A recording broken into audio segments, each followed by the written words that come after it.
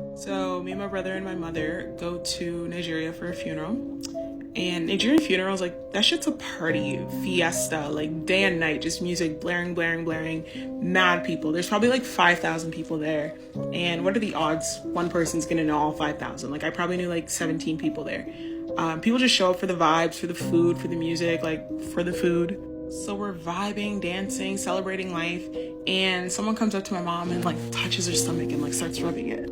See, if that happens in Canada, okay, the person's weird. You kind of just look at them funny and like, the fuck, leave me alone.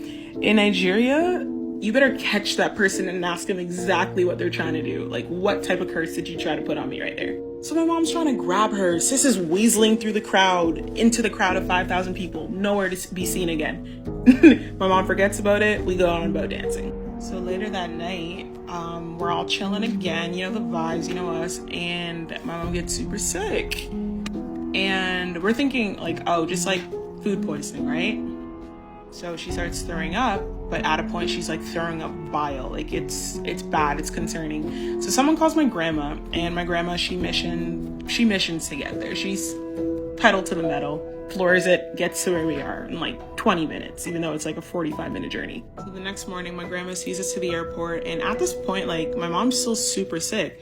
We're like pushing her in the wheelchair to try to get her from terminal to terminal, just trying to make sure we leave this country. Because a weekend, the heat, I was ready to roll in a snowbank at that point. So as the plane takes off, look over at my mom. She's looking a good 2 out of 10. As we fly over the Atlantic Ocean to get out of Africa, I look over at her. She's looking 10 out of 10. She's smiling, happy, joking around. I was like, whoa, that's crazy. So then we get to Canada, and my grandma calls us, trying to check on her daughter. Like, how is she? How is she? My mom, she takes the phone. She's laughing. Ha, made it.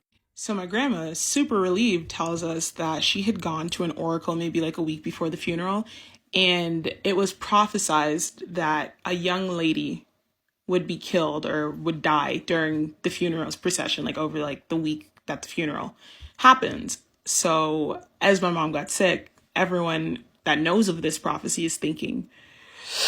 So honestly, my theory is that if we would have stayed in Nigeria, which was entirely possible because our flight got canceled and I had to pay $4,000 to get us a new flight the next day to get us out of that continent. If we stayed in Nigeria, this would have been a completely different story.